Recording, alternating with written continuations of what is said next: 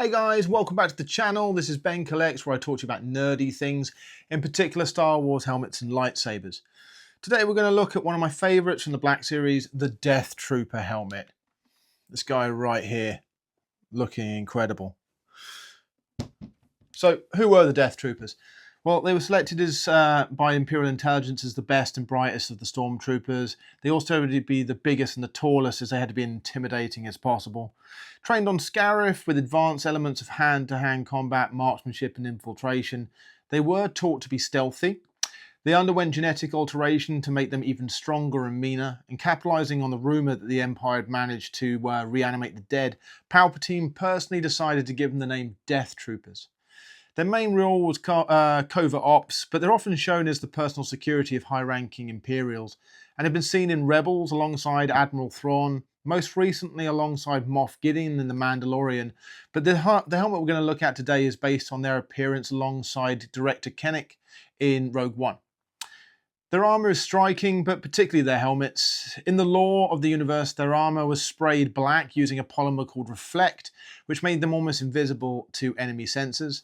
The helmets contain vocal scramblers, so they could only talk to each other. It would appear as weird croaking noises to everybody else, and it also made them sound less human and more intimidating.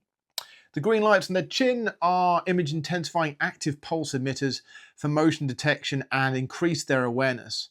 To the right of the visor itself is something called a Neurosalvo Micro Motion Monitor, which gave them a heads-up display of the position of friendly and enemy soldiers. So, the helmet itself, let's talk about this one. Released in September to October 2025 and is officially licensed, with a number of features including the spectral sensor on the visor, as well as those chin lights, which we can activate by accessing a port on the side, just here. Comes off relatively easy. There it is there. And then you're going to put two AAA batteries in there in order to activate all the lights. Put that back on there. You are going to need a screwdriver for that. Interestingly, no voice changer on this one, which was unusual for the time because almost every other helmet in the Black series has had it. It has that now iconic head strap inside. I'll put another video of it nice and close in there for you to allow you to fit it to different head shapes, and surprisingly comfortable. And also relatively new for this one was the concept of weathering, as you can see here, to make it sort of battle ready. So, where can you get one of these from? Well, in the UK, you can pick it up from Mankind for £115 or directly from Hasbro Pulse for £104.99. You can also go to Forbidden Planet, where it's £104.99, although they're currently out of stock. But the one that inspired me to make this video for you today is it's currently on sale on Amazon for £92.30 brand new and £83.06 if you're willing to buy one second hand. Also, you can pick it up from eBay for $89.99.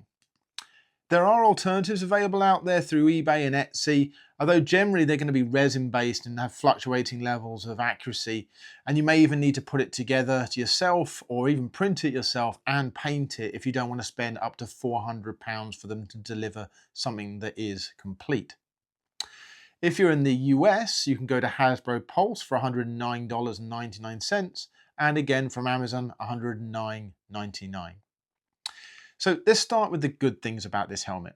It's going to be suitable for display as a display piece, as well as a wearable pop. It's heavy enough to feel premium, but light enough to wear. It's very screen accurate and similar to some of the really expensive models out there I'll put up there, which are currently around £500, which are going to be the ones that are usually cited as being the most screen accurate. I'm going to put an image on screen so you can judge for yourself, but I think Hasbro has really nailed the angles and the paintwork on this to make it feel like a legitimate piece of military hardware. It's got a solid build quality despite being plastic, and I love the fact that the lights make it feel like it really adds to the character of the helmet. You can access the lights by pressing on the side here. There is a very simple button just here, and by pressing once, you're going to get those iconic chin lights. If you push it a second time, you are going to get the scanner, which looks incredible. If you press it for a third time, you're going to have just the scanner, and if you press it a fourth time, everything goes black. Which I think we can all agree looks pretty damn cool. The fact that they have brought these to life really sets this helmet apart from other Stormtrooper helmets and the rest of the Black Series range. They look real, like you're actually doing something, and that it makes it come across as something a bit special. As we've come to expect from the Black Series, it also has some really nice interior detail, which adds that feeling of love and care and completeness. And again, I will put a nice close-up image of that, but it really does elevate that as being complete and finished. Okay, there are some weaknesses though. The downside to this helmet, however, is that iconic visor that can actually turn quite clear in high light if you're going out and using this as a prop. But if they'd made it as dark as the film suggests, it would probably be basically unwearable, which makes you wonder how the actors did it on set and they didn't just walk into doors. And if you get that reference, drop us a comment down below. It's shown as green in the animations, but black in the live action, and this has ended up being a combination of the two, appearing black from the outside and green when you look outside, from the inside looking out. But overall, the visibility in this helmet is actually really, really good. I'll put a little video filming from the inside just so you can get an idea of what it looks like. Next, I want to take a look at the weathering. It looks great. They've really got, it really does look like it's been around for a while, chipped, and it's almost like you can see the steel below the paintwork. But is this accurate? I was watching Rogue One back, and I think that they actually look clean and polished throughout all of the film, which makes sense because they're escorting high-ranking officials. It might just be mine, but also the metallic parts have shown quite an obvious brush line, if you can see it up close and personal. A pretty easy fix, really, if you wanted to do it, but it's again, probably should have been complete when it turned up. I usually don't like the voice changes, but I think it could have actually helped out a bit here. The troopers have such a distinctive sound, and their voice scramblers, it might have been fun. Although, I won't lie to you, it's just as much fun to make the noises yourself.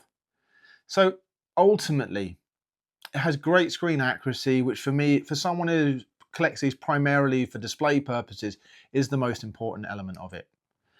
Plus minus whether that the weathering itself, although it may not be what I saw, it is some of the best weathering that Black Series have put on any of their helmets, and it really helps out how mean this thing looks.